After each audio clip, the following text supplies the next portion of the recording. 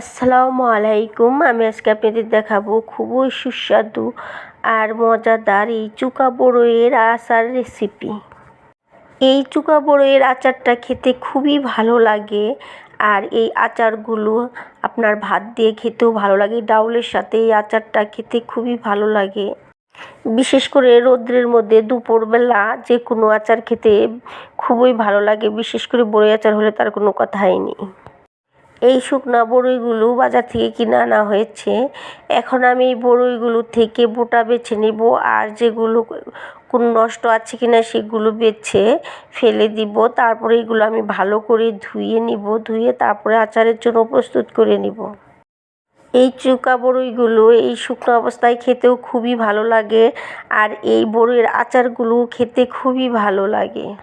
আমি প্রতি বছরই এই বড়ইয়ের আচার বানিয়ে থাকি। এই বড়ইয়ের আচার বানানোর জন্য এখন আমি একটি কড়াইয়া গ্যাসে বসিয়ে দিলাম, আর এর মধ্যে দিয়ে দিলাম পরিমাণ মতন সরিষার তেল। এখন আমি এর মধ্যে দিয়ে দিব শুকনা মরিচ, তেজপাতা আর দারুচিনি।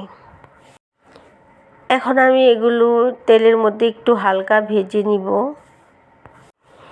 যে কোনো আচার বানানি একদমই সহজ। অনেকেই এই আচার বানানো একটা ঝামেলা মনে করে, আসলে এটা ঝামেলার কিছুই না।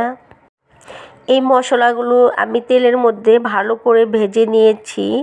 এখন আমি এর মধ্যে দিয়ে দিব ভালো করে ধুয়ে বেছে নেওয়া এই বড়ইগুলো।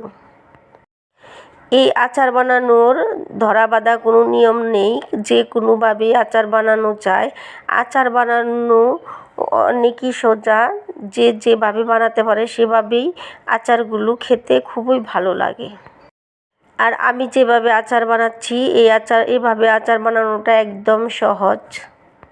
এখন আমি এর মধ্যে দিয়ে দিব গুড়। আপনারা চাইলে চিনিও ব্যবহার করতে পারেন। আমি এখানে আখের গুড় ব্যবহার করেছি। তবে চিনি গুড় সবগুলোতেই আচার খুবই ভালো লাগে। সবসময় চিনি গুড়গুলো আগেই দিয়ে দিবেন। এখন আমি এই আচারে একটু হালকা কালার হওয়ার জন্য একটু হলুদের গুঁড়া দিয়ে দিলাম। আর আচারটা একটু ঝাল করার জন্য আমি এখানে ব্যবহার করলাম মরিচের গুঁড়া। আপনারা চাইলে শুকনো মরিচ ভেজে গুঁড়া করেও দিতে পারেন। এই গুড়গুলো গলার পরে একটু পানি ছেড়ে দিবে, এর জন্য এখানে আর কোনো পানি ব্যবহার করার প্রয়োজন নেই। আর এই বড়ইগুলো আস্তে আস্তে এমনিতেই সবগুলো গলে আসবে। এখন আমি এর মধ্যে দিয়ে দিব পরিমাণ মতন লবণ। এখন আমি একটু পরপরই নেড়ে দিব। সবগুলোই প্রায় আমার উপাদান দেওয়া শেষ। এখন আমি একটু পরপর নেড়ে দিব যাতে নিচে লেগে না যায়।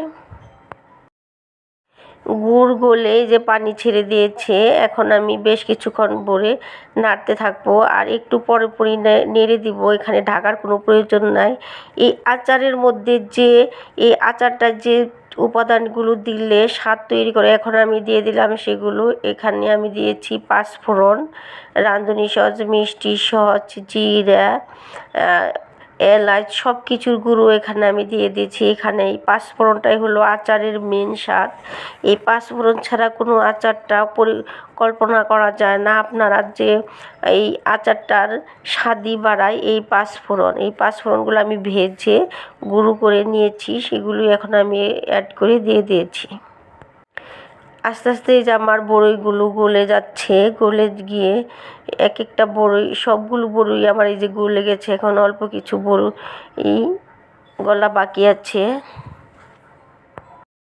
এই গুড়গুলো থেকে যখন একটা আঠালো ভাব এসে যাবে এবং এই কড়াইয়ের মধ্যে লাগবে না, তখন মনে করবেন যে আপনার আচারগুলো হয়ে গেছে। যে দেখুন, এখন আমার আচারটা একদম হয়ে গেছে। এই আচারটা এখন আর কড়াইয়ের মধ্যে লেগে থাকছে না, একদম উঠে উঠে যাচ্ছে। তার মানে এখন আমার বড়ই আচারটা হয়েছে। এই যে কালারগুলো দেখেন, অনেক সুন্দর, একটু কালো বর্ণের হয়ে এসেছে। আমি চেখে দেখলাম আমার সব কিছুই ঠিক আছে, আর ঝাল, লবণ, মিষ্টি সবই ঠিক আছে। আমার আচারটা পুরোপুরি হয়ে গেছে এবং ঠান্ডা হওয়ার পরে আমি এগুলো সংরক্ষণের জন্য একটু এই যে বাটিগুলোতে রেখে দিলাম। এই আচারগুলো আমি সারা বছরই খেতে পারবো, একদমই নষ্ট হবে না। বাহিরে রেখেও ফ্রিজে রাখারও প্রয়োজন নাই, ফ্রিজে রাখা ছাড়াই এই বড়ইয়ের আচারগুলো প্রায় 1 বছর বড়ই খাওয়া যাবে, কারণ এগুলোর পাক আমি অনেক সুন্দর করে পাক এনেছি।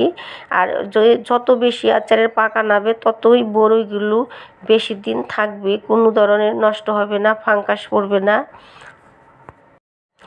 যত দিন ইচ্ছা ততদিন বড়ই এই আচারগুলো খেতে পারবেন। যে কোনো আচারই যত বেশি পাক আনাবেন তত বেশি আচারগুলো দীর্ঘদিন সংরক্ষণ করে রাখা যাবে, কোনো নষ্ট হবে না। সবাই সুস্থ থাকুন, ভালো থাকুন, সকলের মঙ্গল কামনা করে আমি আজকের মতন বিদায় নিচ্ছি। আল্লাহ হাফেজ।